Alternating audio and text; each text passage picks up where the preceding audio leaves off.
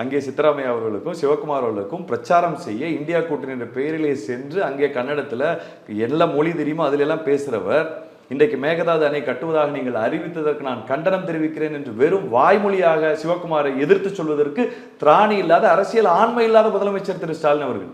இதைத்தான் நான் இந்த இடத்துல குற்றம் சாட்டுகிறேன். நீங்க எங்க கூட்டணி பத்தி பேசுறீங்க, நீங்க பிஜேபி கூட கூட்டணி சேர்ந்துட்டீங்க, நீங்க இந்த கூட்டணி சேர்ந்து பதறாரு பிஜேபியோட அதிமுக கூட்டணியில் இருந்த பொழுதுதான் மும்மொழி கொள்கை எதிர்த்து இருமொழி கொள்கைன்னு சொன்னோம். பிஜேபியோட அதிமுக கூட்டணியில் இருந்த பொழுதுதான் 21 நாள் நாடாளுமன்றத்தை முடக்கிறோம் காவிரிக்காக. அதுதான் அதிமுக ஸ்டைல். ஆளுநர் நீட்டுக்கு கையெழுத்து போடக்கூடாது 7.5க்குன்னு சொன்ன போது பிஜேபி அதிமுக கூட்டணி. அன்றைக்கு அதே ஆளுநரை எதிர்த்து அந்த எடப்பாடியார் முதலமைச்சருடைய தனி அதிகாரத்தை பயன்படுத்தி ஆர்டிகல் 32 பயன்படுத்தி என்னுடைய தனி அதிகாரத்திலே அவசர சட்டமாக 7.5 போடுகிறேன் என்று ஒரு ஆண்மைமிக்க முதலமைச்சராக எடப்பாடியார் சொல்றார். அடுத்த 24 மணி நேரத்தில் ஆளுநர் ஐயா நான் கையெழுத்தே போட்டுறேன் அப்படின்னு சொல்லி அந்த 7.5 இடஒதுக்கீட்டுக்கு கையெழுத்து போட்டார். அது